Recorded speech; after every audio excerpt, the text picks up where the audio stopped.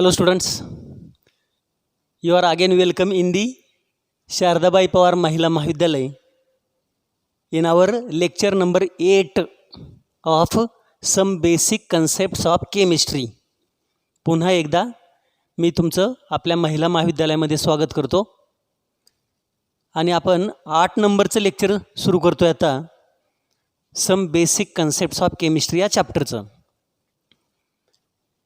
In the last lecture, that is in the lecture number 7, we have seen atomic mass, and here we have to study the molecular mass. What is atomic mass? We have seen atomic mass is the mass of one atom. Every element has its atomic mass, and the mass of one atom is known as atomic mass. In grams, the mass is very small, negligible. Therefore, atomic mass is not taken in the grams. Since that is very small, cannot be measured. So, instead of mass in gram, it is taken in the atomic mass units, AMU.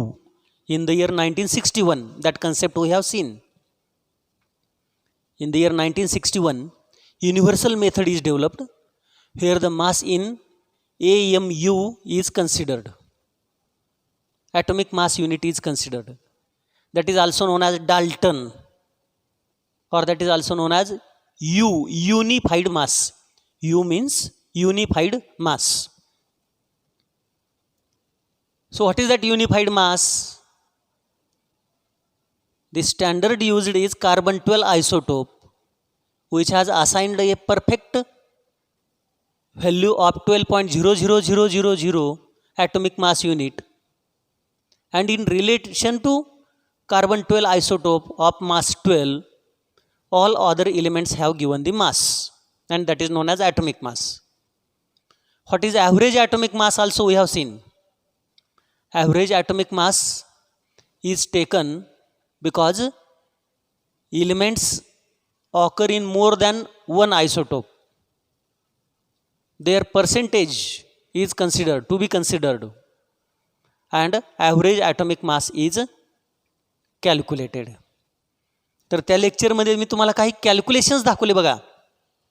ती calculations पाठांतर करू नका बरं का. त्या लेक्चरमध्ये कालच्या लेक्चरमध्ये जे कॅल्क्युलेशन दाखवलेत ॲटॉमिक मासचे किंवा ॲव्हरेज ॲटॉमिक मासचे, ते कसे येतात एवढं फक्त समजून घ्यायचं आहे. त्याचं पाठांतर करू नका. पाठांतर करण्याची आवश्यकता नसते. त्या व्हॅल्यू परीक्षेमध्ये दिलेल्या असतात कॅल्क्युलेशन करण्यासाठी. त्यामुळं तसलं कॅल्क्युलेशन करून दाखवलेलं त्याचं पाठांतर कोणीही करायचं नाही. समजलं का? आता ह्या लेक्चरमध्ये आपण मॉलिक्युलर मास म्हणजे काय ते बघूयात. ॲव्हरेज ॲटॉमिक मास म्हणजे काय हे आपण बघितलं होतं. Average atomic mass is the average taken depending on percentage abundance. मी क्लोरीनचं काढून दाखवलं बघा. क्लोरीनचं व्हॅल्यू, क्लोरीनचे 2 आयसोटोप असतात. एक असतो क्लोरीन 35, किती टक्के असतो तो? 75%. दुसरा असतो क्लोरीन 37, तो किती टक्के असतो? फक्त 25%. आणि मग त्याच्यावरून पर्सेंटेज अबंडन्स माहिती आहे. तर ॲव्हरेज ॲटॉमिक मास कसं काढायचं हे मी काल काढून दाखवलेलं आहे. ते ॲव्हरेज ॲटॉमिक मास वापरून मॉलिक्युलर मास काढलं जातं. So what is molecular mass? It is the summation of average atomic mass of elements present in the substance. एखाद्या सबस्टन्सचं मॉलिक्युलर मास म्हणजे काय असतं? तर त्याच्यामध्ये जे एलिमेंट्स आहेत त्या एलिमेंटचं ॲव्हरेज ॲटॉमिक मास ची बेरीज त्या ठिकाणी घेतलेली असते, आणि ते किती ॲटम्स आहेत ते विचारामध्ये घेतलेलं असतं. त्याला म्हणायचं molecular mass. Theoretically Here also carbon 12 is considered as standard, and the mass of substance relative to mass of carbon 12 isotope, one atom of the carbon 12 isotope is known as molecular mass. Molecular mass of substance is the mass of substance related or relative to one atom of carbon 12 isotope is the molecular mass. ज्याप्रमाणे atomic मासची definition आहे त्याचप्रमाणे molecular मासची definition. दोन्हीमध्ये सुद्धा standard कोणता assign केलेला आहे, काय घेतलेलं आहे, गृहीत धरलेलं आहे. असाइन करणे म्हणजे गृहीत धरणे. काय गृहीत धरलेलं आहे स्टँडर्ड? हे कार्बन 12 आयसोटोप. कार्बन 12 आयसोटोप हा स्टँडर्ड गृहीत धरून मॉलिक्युलर मास कॅल्क्युलेट केलं जातं. आता इथं काही उदाहरणं मी लिहिलेली आहेत. त्या उदाहरणांवरून तुम्हाला सहजासहजी मॉलिक्युलर मास म्हणजे काय, ते कसं कॅल्क्युलेट करायचं हे लक्षामध्ये येईल. Molecular mass of carbon dioxide, molecular mass of H2O water, molecular mass of benzyl chloride C6H5Cl, molecular mass of acetic acid, ethanol, hydrochloric acid, sulphuric acid, ही 7 एक्झाम्पल मी या ठिकाणी लिहिलेले आहेत. आणि यांचा आपल्याला मॉलिक्युलर मास काढायचा आहे. तर मी ही उदाहरणं सोडून देतो, मग तुम्हाला मॉलिक्युलर मास म्हणजे काय हे सहजासहजी लक्षामध्ये येईल. See here. यासाठी आपल्याला काही एलिमेंटचं ॲव्हरेज ॲटॉमिक मास माहिती असायला पाहिजे. त्यामध्ये बघा मोस्टली हायड्रोजन हे माहिती असायला पाहिजे, 1 असतं. ऑक्सिजनचं 16 असतं. ॲव्हरेज ॲटॉमिक मास, ॲटॉमिक नंबर नाही, अणुक्रमांक नाही. आपण काय गृहीत धरतोय? अणुभारांक. हायड्रोजनचा 1 असतो, ऑक्सिजनचा 16 असतो, सल्फरचा तो 32 असतो, क्लोरीनचा माहिती आहे 35.5 असतो, कार्बनचा स्टँडर्डच आहे तो 12 असतो. या व्हॅल्यूज माहिती असायला पाहिजेत. या स्टँडर्ड व्हॅल्यू जर माहिती असतील तर आपल्याला कोणत्याही मॉलिक्युलचं मॉलिक्युलर मास सहजासहजी काढता येईल. त्यासाठी किमान एवढ्या ॲटमचं ॲव्हरेज ॲटॉमिक मास हे आपल्याला माहिती असायला पाहिजे. नाव let us see one by one. आता ही जी उदाहरणं आहेत ती एकाखाली एक आपण अभ्यासूयात. पहिलं आहे कार्बन डायऑक्साईड. आपल्याला कार्बन डायऑक्साईडचं मॉलिक्युलर मास बघायचं आहे. तर हे कसं काढायचं? इट इज कार्बन किती आहे त्याच्यामध्ये? 1. म्हणून 1 multiplied by average atomic mass of carbon plus oxygen किती आहे ते? 2. म्हणून लिहायचं 2 multiplied by average atomic mass of oxygen.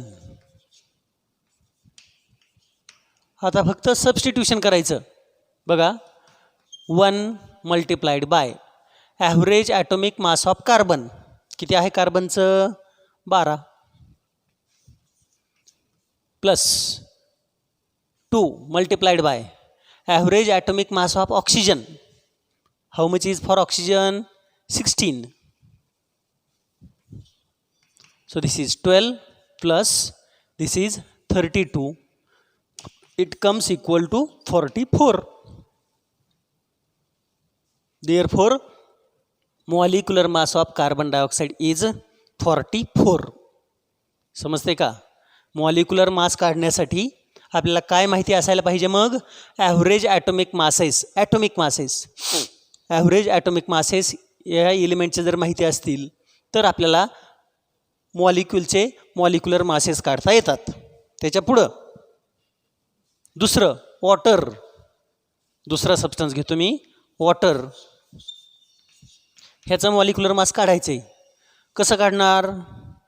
याच्यामध्ये 2 हायड्रोजन आणि 1 ऑक्सिजन. म्हणजे कसं लिहायचं आहे सुरुवातीला 2 multiplied by average atomic mass of hydrogen plus oxygen किती आहे 1 म्हणून लिहायचं आहे 1 multiplied by average atomic mass of oxygen.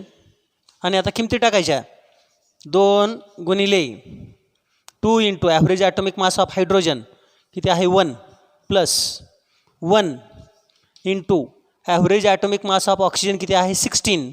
So this is 2 plus 16 is equal to 18.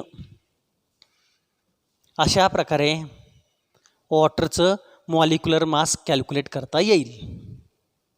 कोणतंही असेल कंपाऊंड, कोणताही सबस्टन्स असेल, सबस्टन्स कोणतंही असेल यापैकी, तर आपल्याला एवढ्या ॲटमचं ॲव्हरेज ॲटॉमिक मास माहिती असताना त्यांचं मॉलिक्युलर मास हे कॅल्क्युलेट करता येईल. ते सहजासहजी कॅल्क्युलेट करता येईल. आणखी एक उदाहरण समजावून सांगतो मी याच्यातलं. समजा C6H5Cl तिसरं उदाहरण घेऊया.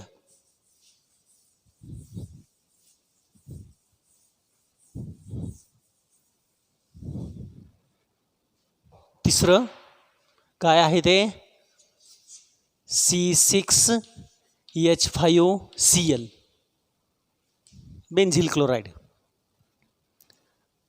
याचं काढायचं आहे आपल्याला molecular mass. So molecular mass is equal to काय लिहिणार सुरुवातीला 6 multiplied by average atomic mass of carbon plus hydrogen 5 आहेत म्हणजे काय लिहायचं 5 multiplied by average atomic mass of hydrogen plus chlorine किती आहे तो 1 म्हणजे 1 into average atomic mass of chlorine. मग सबस्टिट्यूशन करायचं 6 इंटू कार्बन किती आहे 12. ते ॲव्हरेज ॲटॉमिक मासेस मात्र माहिती असणं गरजेचं आहे. Plus 5 into hydrogen 1 plus 1 into average atomic mass of chlorine. How much we have written? It is 35.5. Since we know these average atomic masses, we can calculate the molecular mass. So this is substitution. Now solve it easily. 12 6 are 72 plus 5 1 are 5 plus 35.5. So this is 72 plus 5 plus 35.5 means 5. Then 5 5 10 2 12. 1 is carried. 3 1 4 and 7 11. 112.5 is the molecular mass of benzyl chloride. In this manner, since we know the average atomic mass, we can calculate the molecular mass of any substance. Let us see one more. I am telling about H2SO4. Last one more example. I am explaining here H2SO4.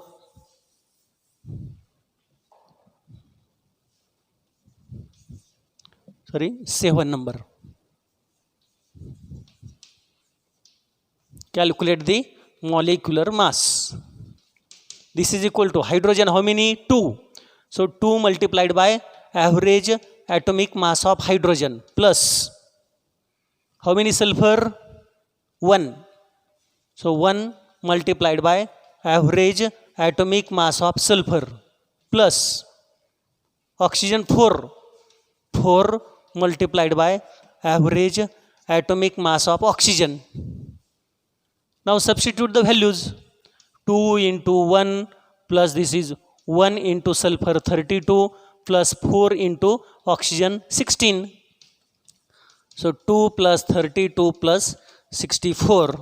This will be equal to 98. So 98 is the molecular mass of H2SO4. So it is this one about the molecular mass. अशा प्रकारे average atomic मास जर माहिती असतील तर आपल्याला molecular masses calculate करता येतात. पुढच्या लेक्चरला फॉर्म्युला मास काय आहे ते आपण बघूयात.